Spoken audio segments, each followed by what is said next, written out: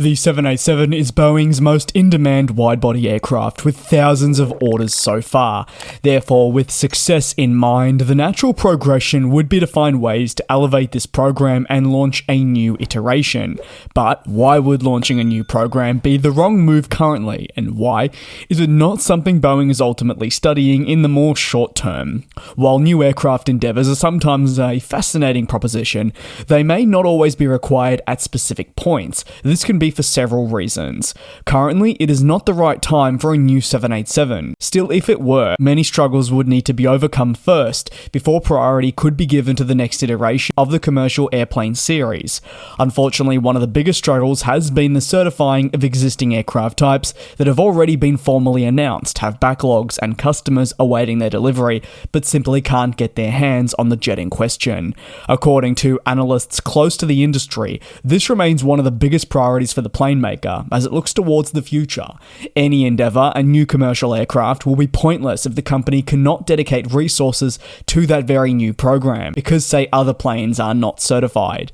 Whether it's the smaller 737 MAX or the 777X, the persistent delays have meant that resources have had to move away from programs such as the X66 in a bid to prioritise existing airframes. These delays result from Boeing's many internal struggles and shouldn't come as a surprise, but they must be worked through before anything else is considered, with airline customers' frustrations only growing. For Boeing, while there remains an increased focus on the future through new commercial aircraft endeavours, rebuilding itself as a business is also very important before we see anything really all that new. The last half-decade, realistically plus, has been the hardest period in the plane maker's long-standing history. Several programs have been delayed in a bid to right the many fundamental wrongs.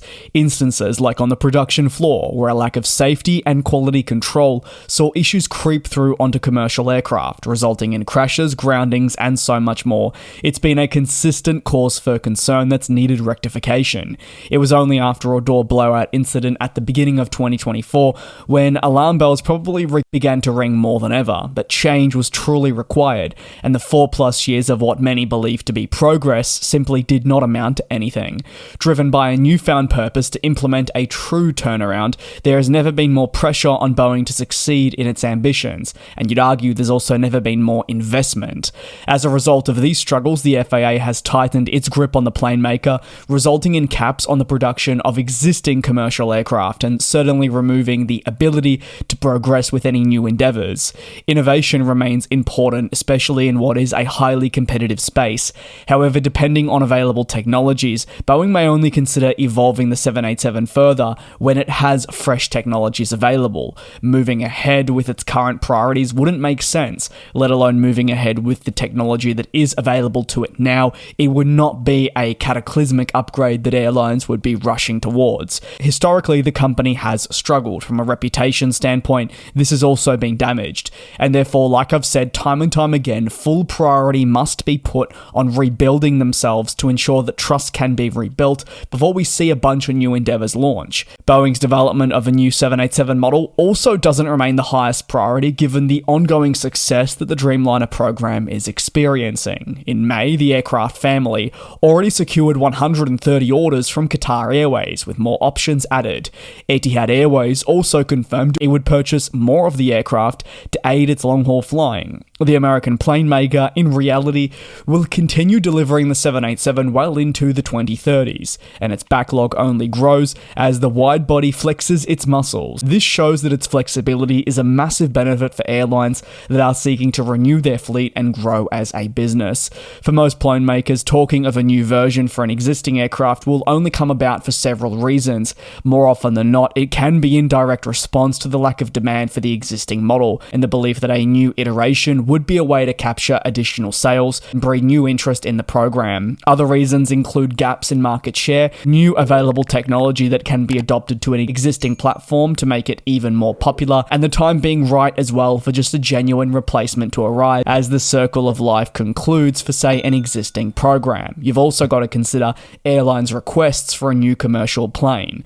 At the moment, the 787 is not experiencing any of these things. This initial model, which took so long to start study and launch because of its game-changing capabilities, is still very much serving the industry well. By the time the 787 wraps up production in the modern era, it'll no doubt have one of the longest production stints, and current orders will ensure the type will be operating for many, many more decades to come. Boeing's future, well, that remains uncertain, but we at least know that current studies are underway to determine the best way to proceed with new commercial airplanes. The new era, however, remains complex, with the funds required to develop technologies, but it is necessary to understand what will truly be adopted in the long term. At various points, Boeing has gone as far as suggesting that a 787 freighter was considered internally to be an option. It hasn't ruled that out, but it certainly hasn't progressed. A new 787 model itself would remain the more unlikely at this point. Ultimately, priorities lie elsewhere, and while the next generation of aircraft from the mid-2030s and beyond will be fascinating, the likelihood that it is a brand new 787 remains low. As I'll say it again, Boeing has priorities in terms of replacing its MAX, a new middle-of-the-market airliner, and just generally, how is it even going to power these aircraft? What is the wing structure going to look like? How many passengers is it going to fly? And so much more on top of that have to be studied and then implemented. When the studies conclude and there are results available, there will be a greater understanding of what the new era looks like, and importantly for the 787, we'll understand better the scope for eventually a potential new model and what technologies would be adopted, let alone if that is something of interest to customers, because one day 787s will need to be replaced with something. That day is absolutely not anytime soon. Thanks a lot for watching. Any thoughts? You know you can drop them down below in the comments. Take care, do be safe, and I'll see you in a couple of days for your latest industry analysis. And we'll fly.